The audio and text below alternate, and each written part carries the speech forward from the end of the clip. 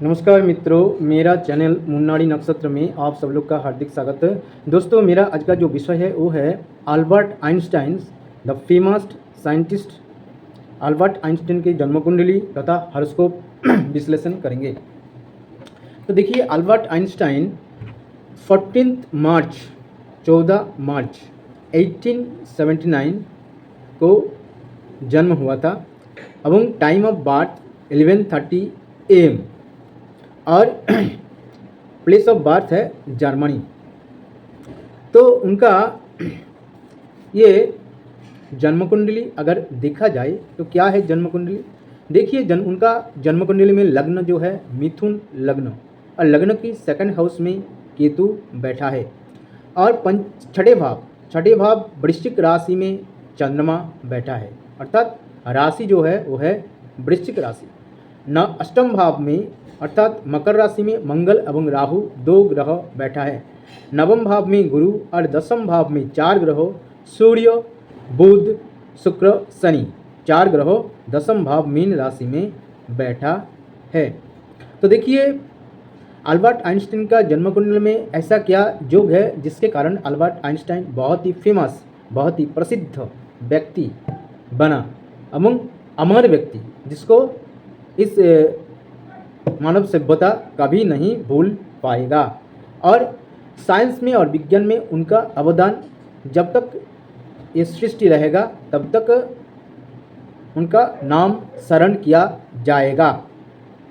तो उनको कुंडली में देखिए, जो दसम भाव में, दसम भाव मीन राशि, तो मीन राशि में चार ग्रह बैठा है। एक है सूर्य बुध शुक्र शनि। कोई भी व्यक्ति का जन्म कुंडली में अगर लग्न भाव या दसम भाव में बहुत ज़्यादा ग्रह रहता है, या बहुत ज़्यादा ग्रहों की तीन या तीन से अधिक ग्रहों की जब दृष्टि रहता है, तो जातक बहुत ही फेमस, विद्वान, रिच अर्थात धनी एवं सम्मानी व्यक्ति होता है, जो आइंस्टाइन का जन्म कुंडली में है। और देखा जाए कि नवम भाव में गुरु बैठा है, तो नवम भाव से भाग्य देखा जाता है, और गुरु भी भाग्य का कारक ग्रह है। तो नवम भाव में जब गुरु बैठता है तो कोई भी जातक जातिका की जन्म कुंडली बहुत ही बलवान हो जाता है, क्योंकि नवम भाव में बैठा हुआ गुरु पंचम दृष्टि से लग्न को देखता है, जिसके कारण लग्न भी बलवान हो जाता है, क्योंकि लग्न के ऊपर गुरु का दृष्टि बहुत ही शुभ फलदायक है।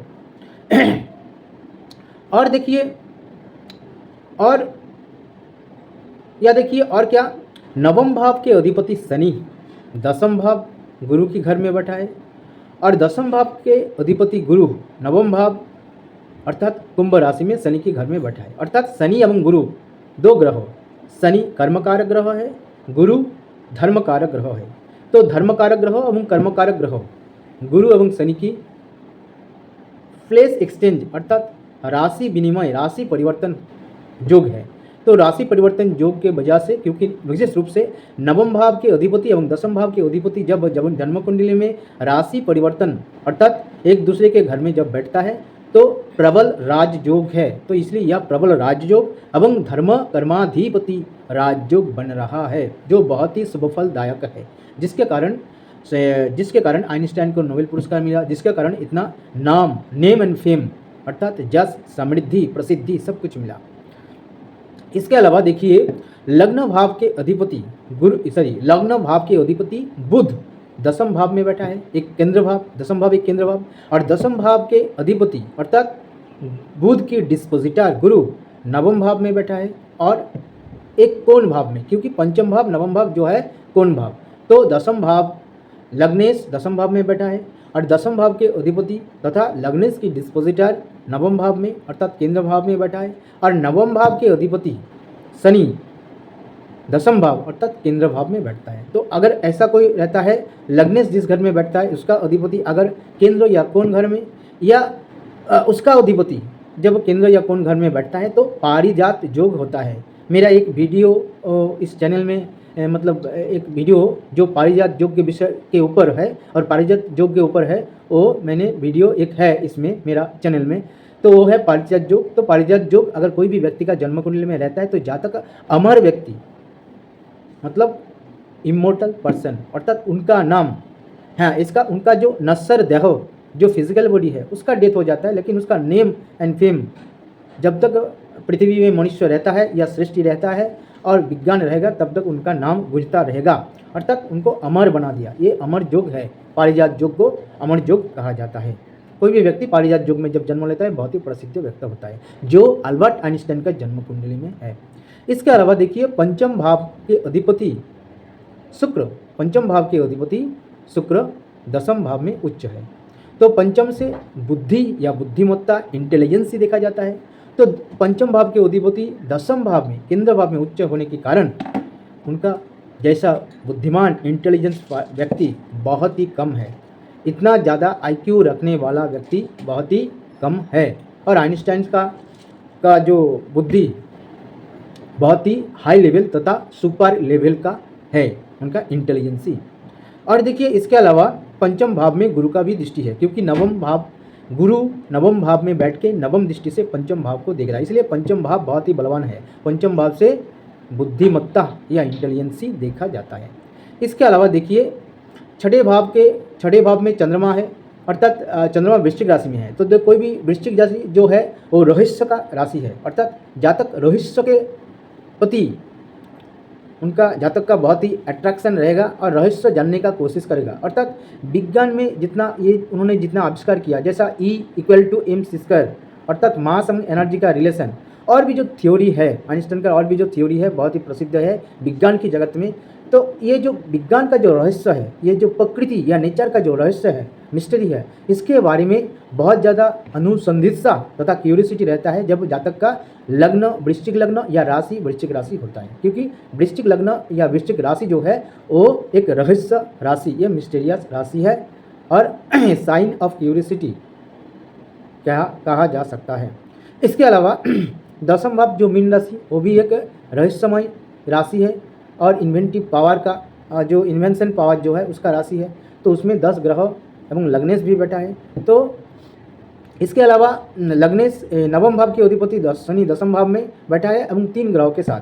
तो मतलब केंद्र भाव में शनि बैठा है एवं उसके साथ और 3 ग्रह केंद्र भाव में बैठा है। तो नवम भाव के अधिपति के केंद्र में अगर बहुत ज़्यादा ग्रह रहता है, 3 या उससे ज़्यादा अधिक ग्रह रहता है, 3 या उससे अधिक ग्रह अगर नवमपति के केंद्र भाव में रहता है तो नवम भाव तथा भाग्य भाव बहुत ही बलवान हो जाता है, जिसके कारण अल्बर्ट आइंस्टाइन एक धनी, एक मानी, सम्मानी एवं प्रसिद्ध व्यक्ति थे।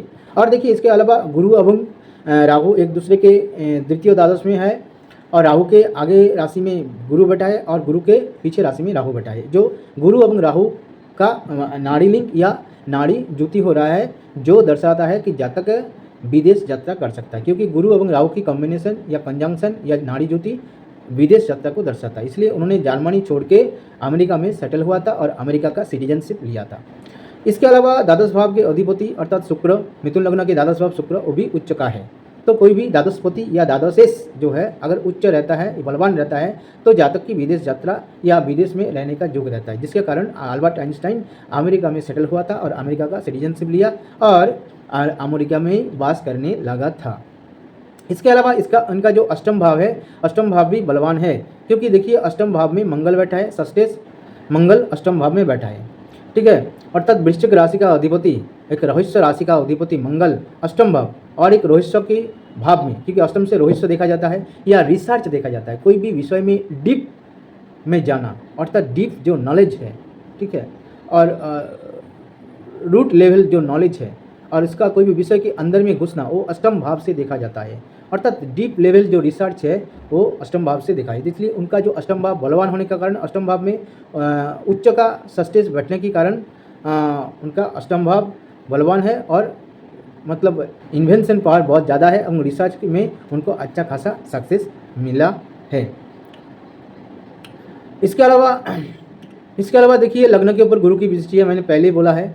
और देखिए बुध नीच का है, लेकिन लग्नेश बुध नीच का है, लेकिन बुध उच्च ग्रह के साथ बैठा है, उच्च ग्रह शुक्र के साथ बैठा है, इसलिए बुध भी यहाँ नीच भंग राजयोग बना रहा है।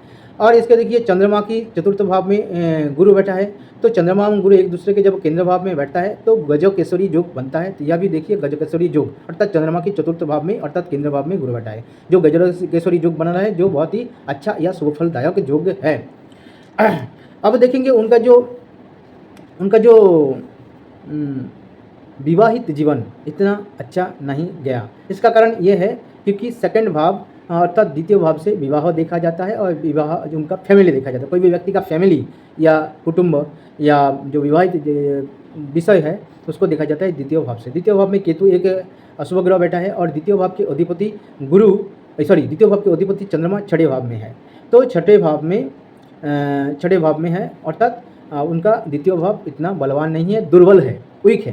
तो इसलिए उनका कई बार शादी हुआ एवं शादी जैसे पहले शादी जो हुआ था जो मिलेवा मेरिक एक वुमेन के साथ, तो उनका जो विवाह हुआ था 1903 साल में और 1909 साल अर्थात 1919 साल में उनका डिवोर्स हो गया था।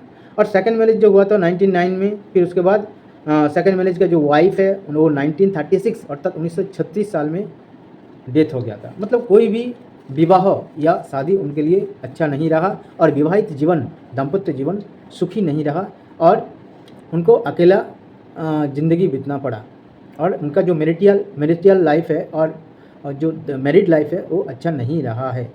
इसके अलावा षष्ठ भाव में चंद्रमा से पेट का बीमारी देखा जाता है, षष्ठ से भी बीमारी देखा जाता है और वृश्चिक राशि से भी पेट का बीमारी देखा जाता है।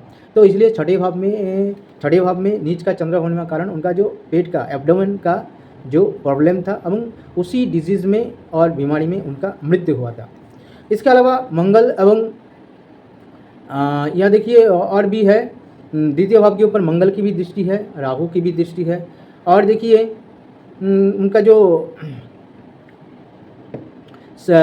उनके जो सप्तम भाव के अधिपति गुरु 2 पापग्रह या 3 पापग्रह जैसे उच्च गुरु सप्तम भाव के अधिपति गुरु नवम भाव में बैठा है, लेकिन उसके गुरु की सामने वाला राशि में शनि है और पीछे वाला राशि में मंगल राहु है, अर्थात गुरु पाप मध्यगत है, पाप ग्रह की बीच में है। तो मतलब सप्तम भाव के अधिपति या सप्तमेश गुरु पाप ग्रह के मध्य में होने के कारण उनका विवाहित जीवन अच्छा नहीं रहा है।